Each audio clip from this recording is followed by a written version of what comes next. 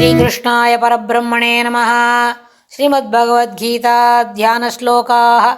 नमोऽस्तु ते व्यासविशालबुद्धे पुल्लारविन्दायत पत्रनेत्र येन त्वया भारततैलपूर्णः प्रज्वालितो ज्ञानमयप्रदीपः प्रपन्नपारिजाताय स्तोत्रवेत्रैकपाणये ज्ञानमुद्राय कृष्णाय गीतामृतदुहे नमः।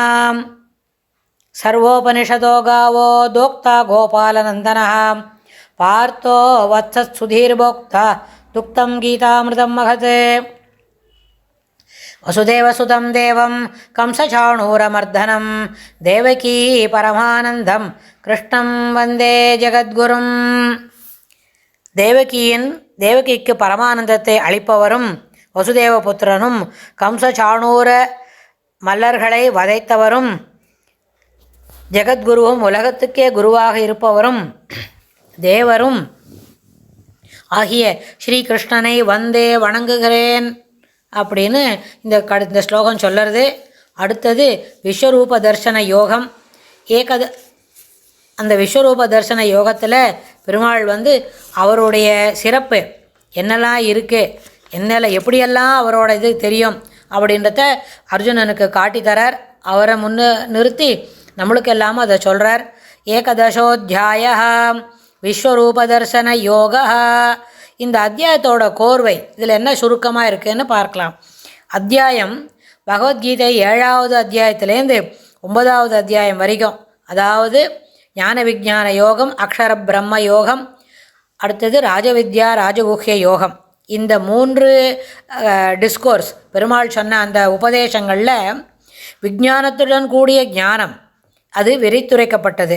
மேலும் அத்தியாயம் 10 சென்ற அத்தியாயத்தில் பார்த்தோம் இல்லையா, விபூதி யோகத்தில் பகவானுடைய விபூதியும் யோக ஐஸ்வர்யத்தின் பெருமையும் விளக்கப்பட்டது. இதெல்லாம் சொன்ன உடனே அர்ஜுனனுக்கு என்ன தோணுறதுன்னு கேட்டால், மேலும் இதிலேயே 10வது அத்தியாயத்தில் முடிவில் உலகெல்லாம் தன் பேர் உருவில் ஒரு அம்சம் என்று பகவான் உபதேசித்ததை தான் கண்ணார கண்டு அனுபவிக்கும்படி அருள வேண்டும் என்று பிரார்த்திக்கிறான். பெருமாள் என்ன சொல்கிறார், இவ்வளோ விஷயங்கள் இருக்குது இல்லையா இந்த விபூதியிலே. இப்போ கடைசியாக என்ன சொன்னார், இங்கொன்றும் அங்கொன்றுமா தான் சொன்னேன், எல்லாத்தையும் ஒன்றும் நாம் என்ன பண்ணல, ரொம்ப பெருசாலாம் சொல்லலை, இதோ ஒன்று அதோ ஒன்று, ஏஷா உத்தேசதா புரோக்தா அப்படின்னு சொன்னார் சென்ற அத்தியாயத்தில் கடைசியில்.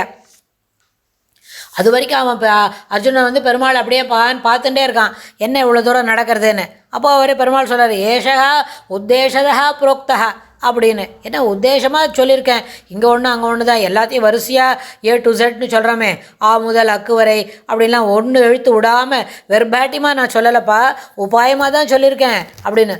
ஐயோ உபாயமாக சொன்னதே இப்படி இருக்குதா அப்படின்னு சொன்னோடனே அர்ஜுனன் என்ன உட்காரான் பெருமாளை பார்த்து, இந்த சொன்னியே தன்னுடைய பேருருவில் இதெல்லாம் ஒரு அம்சம், இந்த உலகமே என்னுடைய பெரிய உருவத்தில் ஒரே ஒரு துளி அம்சம், ஏகாம்சத்தேன சிதோ ஜெகத்து அப்படின்னு சொன்னியேப்பா, அதை நான் கண்ணார கண்டு அனுபவிக்கணும், கொஞ்சம் காட்டு தருவியா அப்படின்னு பெருமாள்கிட்ட பவ்யமாக கேட்குறான் என்று பிரார்த்திக்க, அந்த அதிசய காட்சியை விஸ்வரூபத்தை அர்ஜுனனுக்கு பகவான் காட்டுகின்றார்.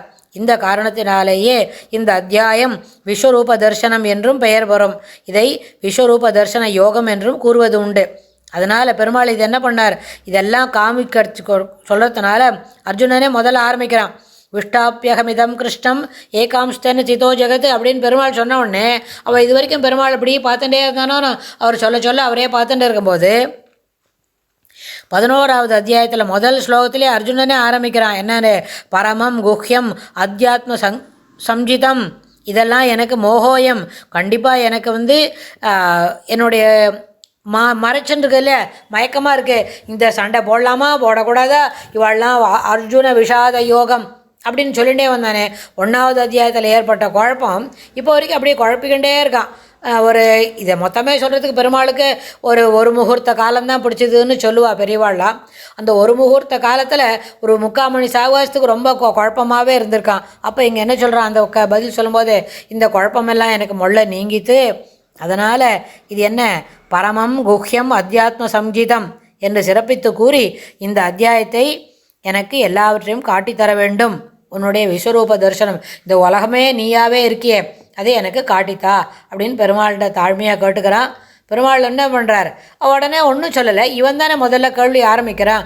அதனால் முதல்ல 11வது அத்தியாயம் விஸ்வரூப தர்சன யோகத்தில் முதல் ஸ்லோகம். அர்ஜுன உவாச்ச மதனுகிரகாய பரமம் குஹ்யமத்யாத்ம சம்ஜிதம் யத்வயோக்தம் வச்சஸ்தேன மோஹோயம் விகதோ மம. மதனுகிரகாய பரமம் குஹ்யம் அத்யாத்ம சம்ஜிதம் யத்வயோக்தம் வச்சஸ்தேன மோஹோயம் விகதோ மம. மதனுகிரகாய பரமம், கிருஷ்ணா எனக்கு கருணை செய்யணும். மத்து அனுகிரகாய பரமம், மத்துனா நம்ம எனக்கு அனுகிரகம் பண்ணணும்னு செய்ய கருதி பரமம் குஹ்யம் ரொம்ப ரகசியமானது, யாருக்குமே அப்படியே என்ன பண்ணுமா அது போகிற வழியில் வரும்பொழுது அப்படிலாம் காதில் கேட்குற சமாச்சாரம் இல்லை. இருந்தாலும் பரமம் குஹ்யம் அதிரகசியமானதும் அத்தியாத்ம சம்ஜிதம் ஆத்மஸ்வரூபத்தை நன்கு விளக்குவதுமான யத் வசஹா எந்த வார்த்தை துவயா உன்னால் உக்தம் சொல்லப்பட்டதோ தேன அதனால் மம என்னுடைய அயம் மோகா என்னுடைய மமோயம் மோகா சொல்கிறல மமஹா அயம் மோகா என்னுடைய மோகமானது ஒழிந்து போயிற்று, எனக்கு எல்லாமே போயிடுத்து. அதாவது ரொம்ப கிளாரிட்டி இல்லாமல் குழப்பமாக இருந்ததெல்லாம் போயிடுத்து நீ சொல்கிறத கேட்டு கேட்டு. அதனால் என்ன செய்யணும், எனக்கு உன்னுடைய இந்த உலகமெல்லாம் நீ தான் இருக்கேன்னு சொன்னியே அதை எனக்கு காட்டித்தரணும் அப்படின்றதுக்கு ஒரு முன் உதாரணமாக இந்த முதல் ஸ்லோகத்தை சொல்கிறாரு. அதுக்கப்புறம் இதில் கீதார்த்த சங்கிரகம் வேதாந்த தேசிகரோடது என்ன சொல்கிறாருன்னு கேட்டால் அந்த ஒரு செய்யுள் அந்த பாசுரம் கூட இங்கே அமைத்து நம்ம பார்க்க முடியும். எல்லாம் தனக்கு உருவாய் இலங்கும் எல்லாம் தனக்கு உருவாய் இலங்கும் வகை தானுரைத்து சொல்லால் அறிந்தது சோராமற் கண்டிட வேண்டும் என்ற வில்லாளனுக்கு அன்று மெய்க்கண் கொடுத்து இது வேறுமுண்டோ நல்லார்கள் காண்பார் என நவின்றார் அனங்கள் நாயகனே நவின்றான் அங்கன் நாயகனே. அதாவது எல்லாம் தனக்கு உருவாய் இலங்கும், தனக்கு உரு இந்த உலகத்தில் சுக்கராச்சாரியாரோட இடத்துல ஒரு அம்சம், வியாசர்கிட்ட ஒரு அம்சம் அப்படின்னு சொல்லி எவ்வளோ விஷயம் சொல்கிறார். வைனதேஷ்ச பக்ஷினாம், அதுக்கப்புறம் வாசுகி தான் சொல்கிறார். அப்புறம் அனந்தஷ்சாஸ்மி நாகானாம் அப்படின்னு சொல்லும்போது இந்த உலகத்தில் இருக்கிற இங்கொன்னா ஏஷகா தூ உத்தேசதா அப்படின்ற அந்த வார்த்தையை சொன்ன உடனே தான் அர்ஜுனனுக்கே கொஞ்சம் விழிப்பு வருது. என்னப்பா இவ்வளோ சமாச்சாரம் சொல்கிறார், 30 ஸ்லோகத்துக்கு எல்லாத்தையும் தான் எங்கே இருக்கேன்னு சொல்லிட்டு வருது போக இதில் இன்னும் என்ன கேட்குறாரு, இதெல்லாம் உத்தேசமாக தான் சொன்னேன், உபாயமாக தான் இங்கே ஒன்று அங்கே ஒன்றுமா சொல்லியிருக்கேன், மொத்தமாக இன்னும் சொல்லவே இல்லை அப்படின்னு சொன்ன மாதிரி தான் அவனுக்கு அர்ஜுனனுக்கு என்ன சொல்கிறான், இதை மாதிரி இதெல்லாம் எனக்கு கொஞ்சம் காட்டித்தான்னு கேட்குறான் இல்லையா. அதே தான் நம்ம ஆச்சாரியர் வேதாந்த தேசியர் என்ன சொல்கிறாரு கேட்டார், எல்லாம் தனக்கு உருவாய் இலங்கும் எல்லாவற்றிலும் தன்னுடைய இந்த உலகமே தன்னுடைய அம்சத்தில் இருக்குது அப்படின்னு இலங்கும் வகை தான் உரைத்து இருக்கு எங்கெல்லாம் இருக்கேன்றதை தான் சொன்னத பிறகு சொல்லால் அறிந்தது இப்பெல்லாம் சொன்ன உடனே கொஞ்சம் புரிஞ்சிருக்கு.